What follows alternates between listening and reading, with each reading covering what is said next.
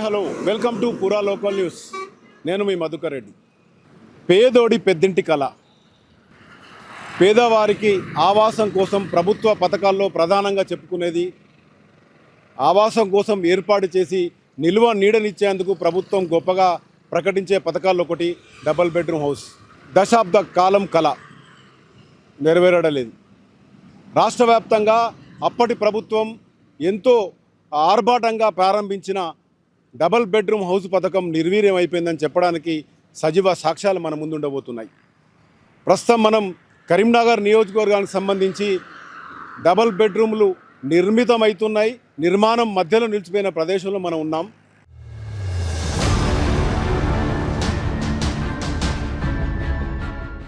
పేదవాడు ఎంతో కలలుగన్న ఒక నిల్వ నీడ కోసం ఎదురు చూస్తున్న పరిస్థితి ఇంకా మధ్యలోనే ఊగిసలాడుతున్న పరిస్థితి.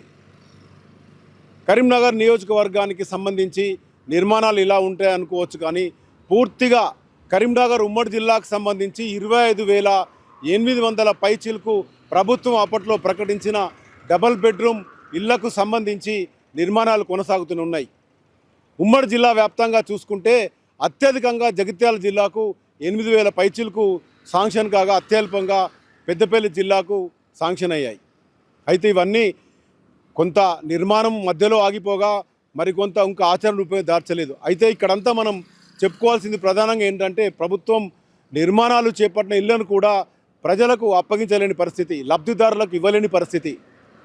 ఎన్నో రాజకీయాలు, ఎన్నో పైరవిలు. నిజమైన లబ్ధిదారులు ఇంకా ఆశల పల్లకిలోనే ఊగిసలాడుతున్నాడు. ఓవైపు ప్రభుత్వాలు మారాయి, పాలకులు మారారు, పథకం పేరు కూడా మారింది.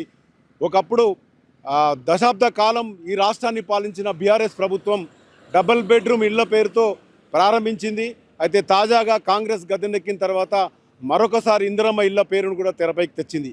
పేర్లు మారినా, ప్రభుత్వాలు మారినా, నాయకులు మారినా పేదల బతుకులు మాత్రం మారలేదనడానికి సజీవ సాక్ష్యమే ప్రస్తుతం మనం ఇక్కడ ఉన్నాం. 7 బ్లాకులుగా నిర్మించిన ఇక్కడ దాదాపు 666 ఇళ్ళు నిర్వీర్యమైపోయాయి.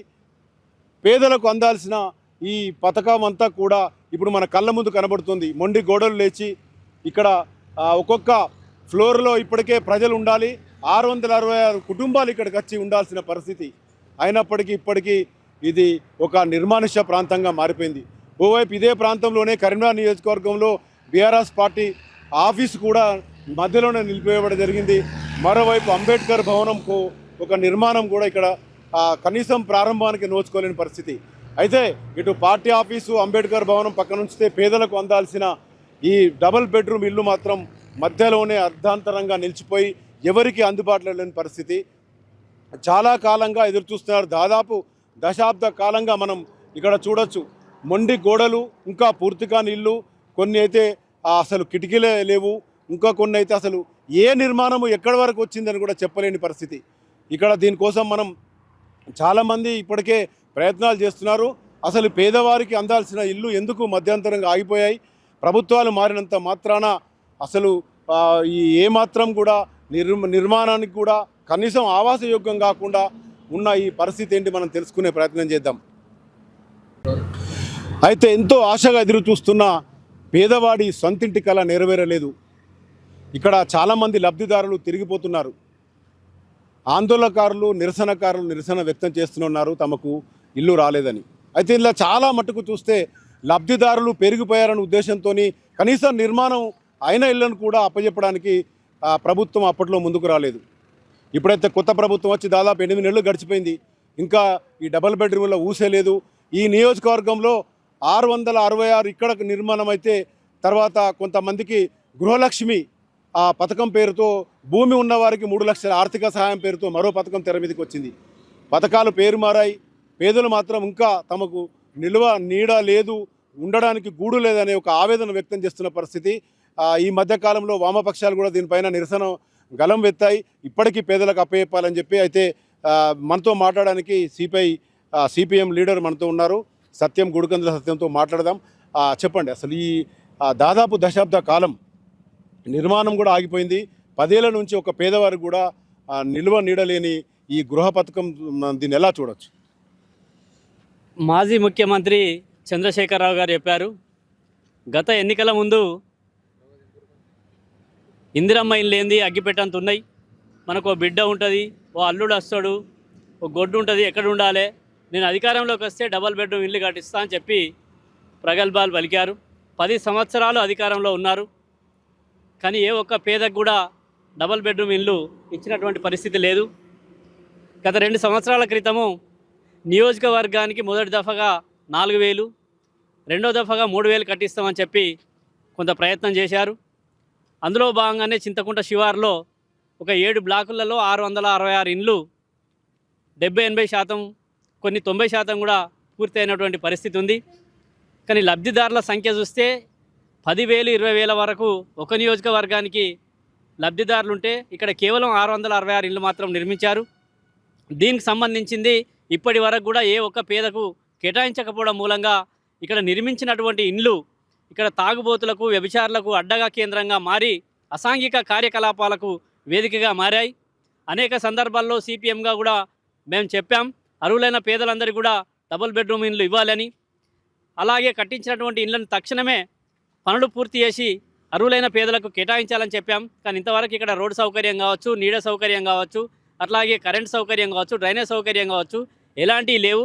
నిర్మించిన ఇండ్లకు కొన్ని కిటికీలు పెడితే అద్దాలు పగిలిపోయినవి, మిగతా వాటికి డోర్లు కూడా లేనటువంటి పరిస్థితి ఉంది. మొత్తంగా మీరు చెప్పదలుచుకున్న అసంపూర్ణంగా ఉన్న ఇండ్లు ఇవి ఇంకా పేదలకు ఇవ్వాల్సిన పరిస్థితి స్టేజ్ కూడా రాలేదు. అసలు ఈ పథకాన్ని ఎలా చూడవచ్చు? పథకం అనేది డబుల్ బెడ్రూమ్ 60 అర్హులైన పేదలకు డబుల్ బెడ్రూమ్ ఇల్లు ఇస్తా అనే పథకం చాలా మంచిది. కానీ ఈ పథకం పేరు మీద ఇప్పటి వరకు ఆ నిర్మించినటువంటి 1,000 కోట్ల రూపాయలు పెట్టి నిర్మించినటువంటి పేదలకు కేటాయించకుండా ఇట్లా అసంపూర్తిగా కేటాయించి పేదలకు కేటాయించకుండా వదిలేయడం మూలంగా ఇవి శిథిలావస్థకు అవుతున్నాయి. అర్హులైన పేదలేమో అక్కడ ఇంట్లో రెంట్లు కట్టలేక, పిల్లలను చదివించుకోలేక, హాస్పిటల్ ఫీజులు కట్టుకోలేక ఇబ్బందులు పడుతున్నారు.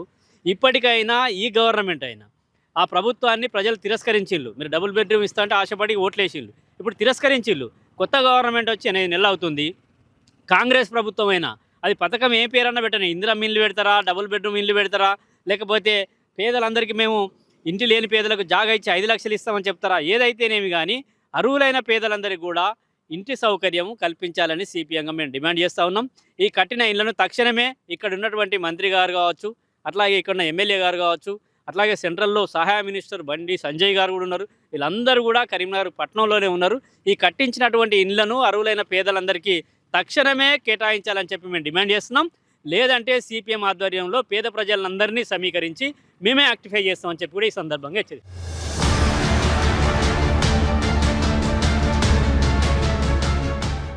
మీరు చెప్పండి. ఈ కరీంనగర్ నియోజకవర్గంలో చింతకుంటలో డబుల్ బెడ్రూమ్లు అన్నీ కట్టిరు. పోయిన ప్రభుత్వం టీఆర్ఎస్ ప్రభుత్వం కట్టి ఒక్కటి కూడా పేదవాళ్ళకి ఇయ్యలేని దురదృష్టం ఉంది. ఆ కట్టినవి కూడా అద్దాలు పలిగినాయి.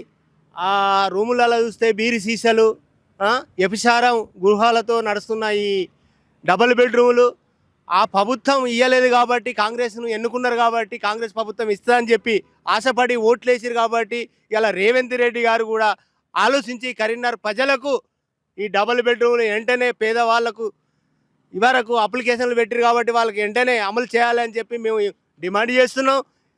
కాబట్టి మీరు అర్హులని మీరు అప్లికేషన్ పెట్టుకున్నారు కదా, మీకు మరి ఇల్లు శాంక్షన్ అయిందా? అసలు ఇప్పటివరకు ఎవరికి ఇవ్వలేదు జిల్లాలో, మీరు ఏమనుకుంటున్నారు, ఏం కోరుకుంటున్నారు? శాంక్షన్ కాలేదు, అప్లికేషన్ పెట్టినాం కానీ మా లిస్టులో పేరు లేదు, శాంక్షన్ కాలేదు. ఎన్ని సంవత్సరాలు అయింది మీరు పెట్టుకుని అప్లికేషన్? దాదాపు 9 ఏళ్ళకి వస్తుంది. 9 ఏళ్ళ నుంచి మీకు రాలే? మీ పరిస్థితి ఏంటి? మీరు అంటే ఇక్కడైతే ఇల్లు అయితే ఎవరికి ఇవ్వలేదు, జిల్లాలనే కాదు రాష్ట్రంలో కొన్ని ప్రాంతాల్లో వచ్చినాయి, రాలేదు. దాదాపు 1,000 కోట్ల రూపాయల నిర్మాణం ఇక్కడ ఆగిపోయినది. మీరేం కోరుకుంటున్నారు? ఇప్పటికీ బీఆర్ఎస్ ప్రభుత్వం వచ్చి 10 సంవత్సరాలు గడుస్తున్నది. అయినా కానీ 10 సంవత్సరాల నుంచి కూడా ఒక్క డబుల్ బెడ్రూమ్ ఇండ్ల స్థలాలు కానీ ఇండ్లు కానీ ప్రజలకు కానీ బీద ప్రజలకు ఎవరికి రాలేదు. కావున తక్షణమే ఈ కాంగ్రెస్ ప్రభుత్వం అయినా జర మా మీద దయతలిచి, మాకు ఇల్లు లేదు, ఇల్లు లేదు, ఇండ్ల స్థలం లేదు, మాలాంటి వాళ్ళు దేశంలో రాష్ట్రంలో 1000 మంది ఉన్నారు. కానీ వారికి కూడా ఈ డబుల్ బెడ్రూమ్లు పేరుతో ఇస్తారా, ఇంద్రమ్మ పేరుతో ఇస్తారో ఇవ్వండి. కానీ ఇండ్లు లేని వాళ్ళకి ఇండ్ల స్థలము డబుల్ బెడ్రూమ్లు కానీ ఇంద్రమ్మ పేరు మీద కానీ ఇవ్వాలని మేము కూడా కోరుకుంటున్నాం. ఇప్పటికీ దగ్గర ఒక 10 సంవత్సరాలు అవుతుంది మేము కూడా దరఖాస్తులు ఇచ్చాము. ఆ దరఖాస్తులు ఇచ్చినా ఆ దరఖాస్తులు చెత్తకుండా పడేసారు తప్ప ఇక్కడ అధికారికంగా కంప్యూటర్లు ఎక్కలే, ఒక లిస్ట్ అవుట్ తయారు చేయలేదు. కానీ ఇప్పటికైనా కాంగ్రెస్ ప్రభుత్వము ఈ యొక్క వీటి మీద చర్య తీసుకొని ఈ కట్టిన డబుల్ బెడ్రూములు మాలాంటి బీదలకు పంచాలని మేము కూడా కోరుకుంటున్నాం.